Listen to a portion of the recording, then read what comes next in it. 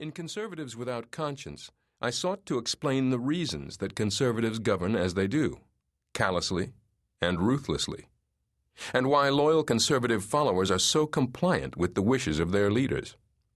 I focused my study on the conservative disposition in the Republican-controlled Congress, along with that in the conservative rank and file of the grand old party, all of whom acquiesced in Bush and Cheney's actions regardless of how offensive they were to their own core beliefs. Social scientists, I discovered, have been studying such compliant followers, as well as aggressive and dominating leaders, for decades, whom they call authoritarians. Surprisingly, studies of authoritarianism, which are based on a half-century of empirical testing, had not been presented for general readers. Accordingly, with the assistance of Bob Altemeyer, one of the leading researchers in the field, I explored this research in Conservatives Without Conscience, delving into the dark side of conservatism.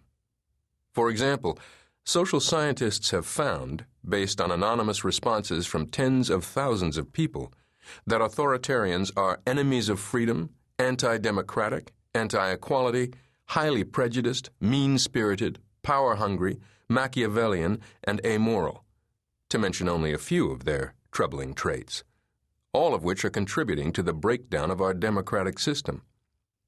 While Broken Government draws on my earlier works, it is not necessary to have read them to understand the argument I present here.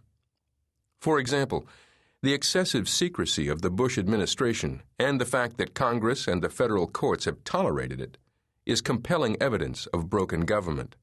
But because this information is featured in Worse Than Watergate, I have not repeated here, although I have occasionally incorporated it by reference.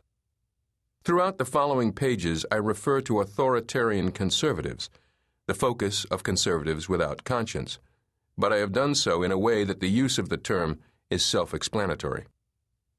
I described Worse Than Watergate as a polemic, for it was precisely that in the tone of its arguments against the Bush II administration.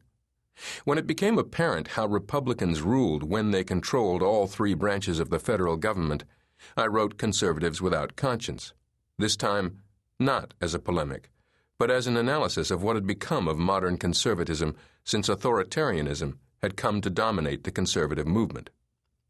Broken Government is both a polemic and an analysis, for I believe something must be done about the negative impact that Republican control has had on the federal government.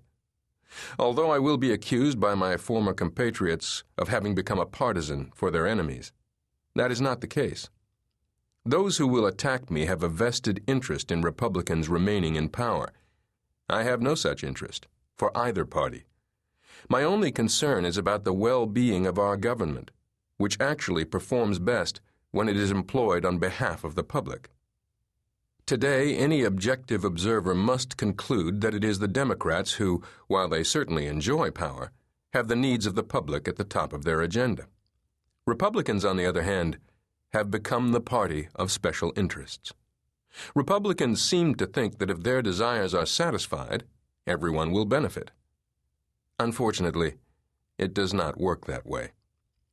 Republicans have sought to reshape the federal government in a manner that best suits them, and in so doing they appear determined to destroy it, branch by branch.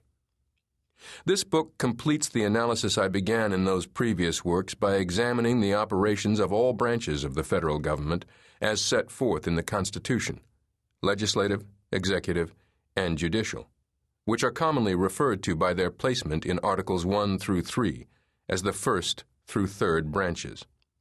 More to the point, I wish to argue that they have failed to function properly under the control of the Republican Party's current governing philosophy. I have also sought to answer several basic questions that have been asked repeatedly by my readers, questions that I could not at the time satisfactorily answer. Some questions were posed during question and answer sessions during which I had the opportunity to visit with readers. Others were raised in letters. Regrettably, I am unable to respond to all the mail I receive. It is actually overwhelming at times. While I do read it all, there are not enough hours in each day to answer it personally, nor do I have the staff to handle it. I feel considerable guilt in not being able to reply to many of the thoughtful letters, but I hope this book answers many of the recurring questions.